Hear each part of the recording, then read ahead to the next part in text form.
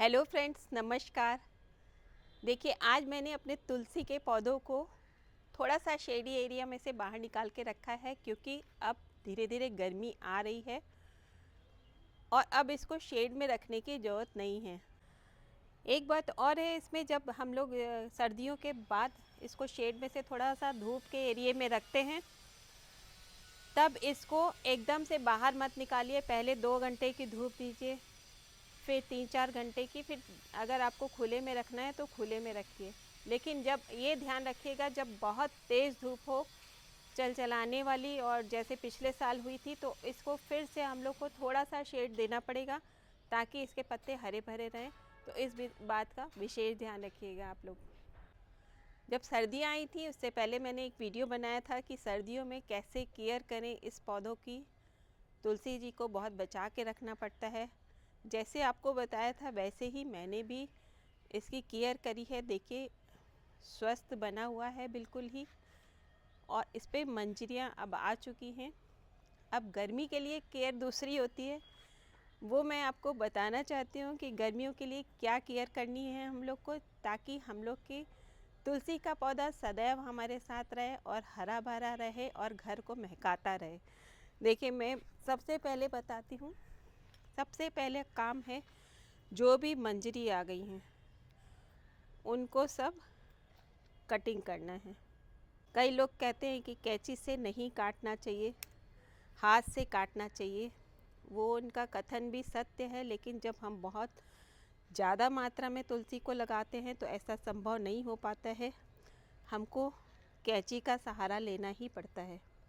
वो अपना अपना मत है, आप हाथ से भी इसको कट कर सकते हैं।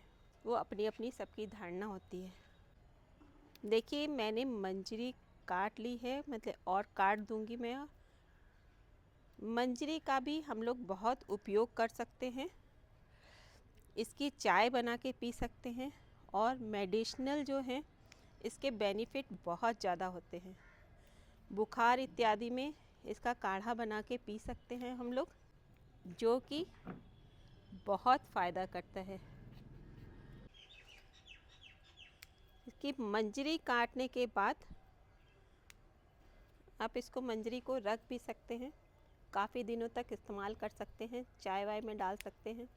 अगर आपको बीज के लिए तैयार करनी है मंजरी, तो 2-4 मंजरी छोड़ दीजिएगा, फिर काट के इसी मिट्टी में डाल दीजिएगा। जब बरसात आएगी तब आप देखेंगे कि बहुत सारे पौधे इसमें नीचे से निकल आते हैं। सबसे अच्छा ग्रोथ का पीरियड होता है बरसात, लेकिन अभी से इसकी ग्रोथ जो है शुरू हो जाती है, और इसको बहुत ध्यान से हम लोग को रखना पड़ता है।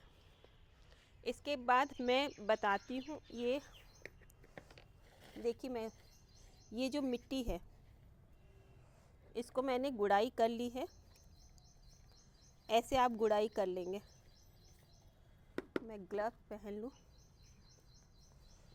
क्योंकि जब भी हम मिट्टी का काम करते हैं तो ग्लव पहनना ज़रूरी होता है। इसकी मिट्टी थोड़ी सी खुरपी से निकाल के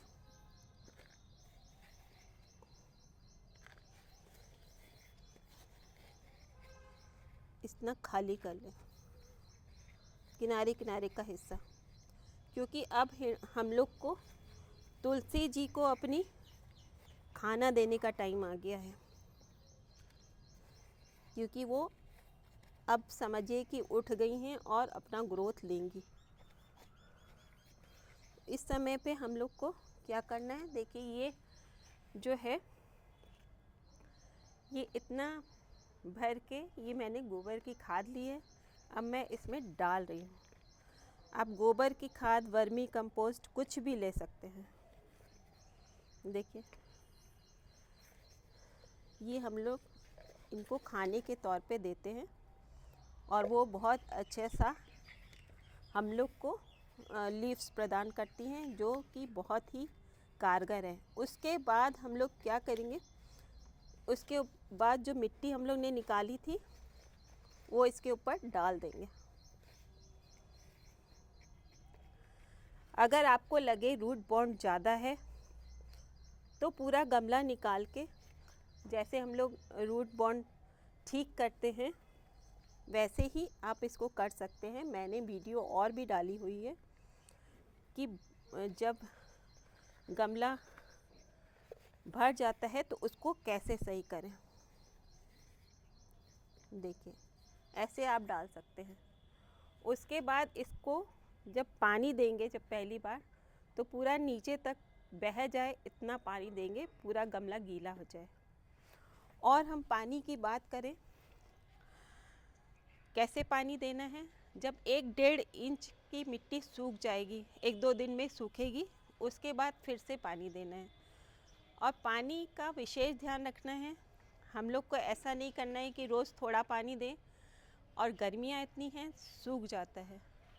जब मिट्टी सूखे 1-1.5 इंच की तभी पानी दें, और जब पानी दें तो पूरा भर के दें।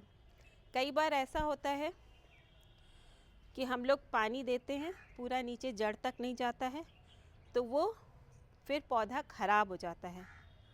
जड़ तक पानी जाना बहुत ज़रूरी है। तो ये इसकी विशेष केयर होती है पानी के लिए और खाद के लिए।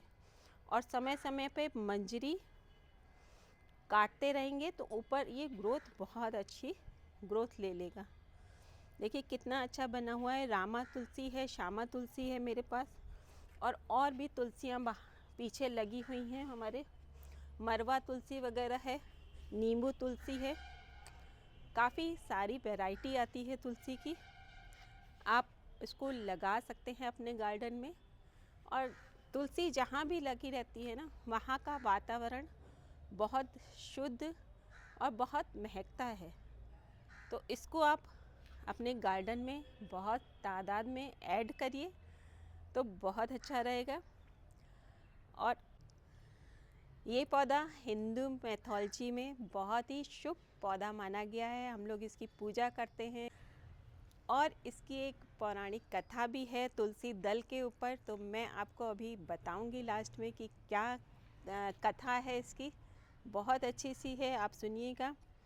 और बाकी इसकी जो, देखिए मैंने इसको छोटे से गमले में लगाया हुआ है, बहुत बड़ा गमला नहीं है, छोटा ही गमला है। आप इतना भी ले सकते हैं और थोड़ा बड़ा भी ले सकते हैं। कहने का मतलब ये है कि बहुत इजी से ये हमारे घर में हो जाती हैं। इसकी मंजरी जब नीचे हम लोग तोड़ तोड़ के इसी में डालते रहते हैं, तो जब बरसात जैसे ही शुरू होती है, खूब सारे पौधे इसमें अपने आप ही ग्रो होने लगते हैं। आप बरसात के टाइम में कई सारे पौधे इसके मल्टीप्लाई करके अपने बगीचे में लगा सकते हैं। और बहुत क्योंकि ये पूजनीय है, थोड़ा शुद्धता के साथ, थोड़े अच्छे हाथों से, स्वच्छ हाथों से इसको छुआ जाएगा तो बहुत अच्छा रहेगा, क्योंकि ये हम लोग के लिए बहुत पूजनीय है। और ये इसकी औषधि जो बनती है तो हम लोग को बहुत लाभ देती है। हम लोग इसकी पूजा करते हैं कार्तिक के महीने में। इसकी शालिग्राम जी के साथ विवाह करते हैं अपनी तुलसी जी का, और बहुत अच्छे से चुन्नी वुन्नी लगा के बहुत अच्छा पर्व हम लोग मनाते हैं इसका। और कार्तिक के महीने में हमेशा दिया जलता है इसमें, तो बहुत अच्छा लगता है और आसपास का वातावरण बहुत अच्छा हो जाता है।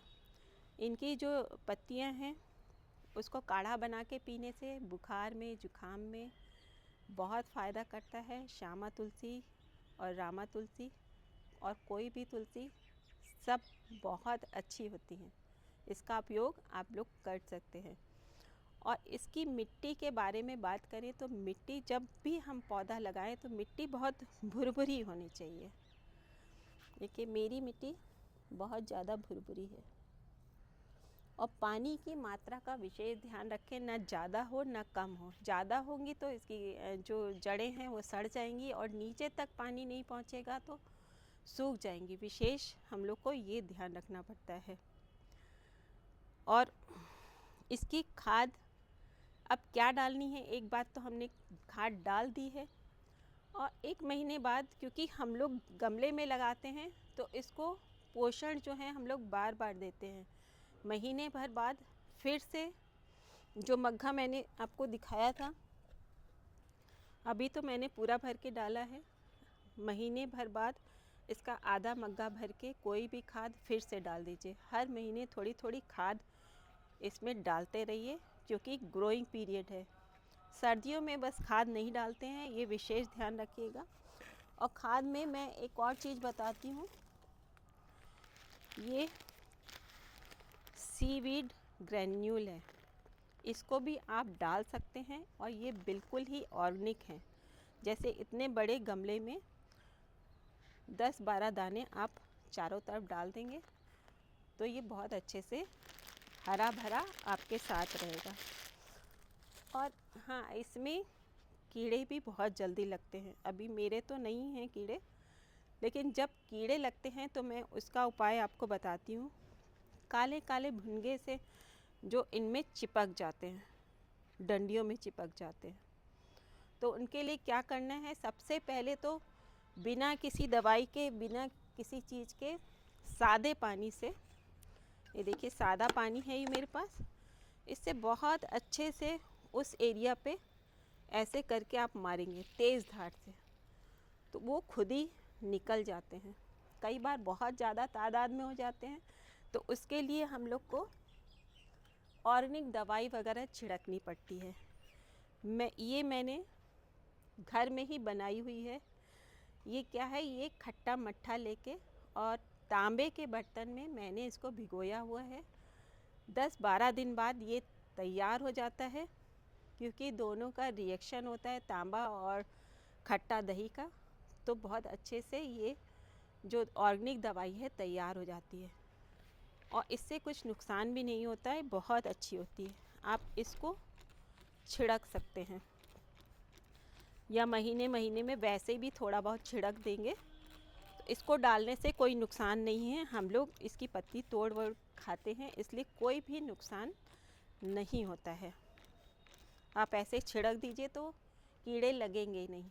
या ये नहीं आप बना सकते हैं तो नीम ऑयल का स्प्रे हर 15 दिन में आप कर सकते हैं।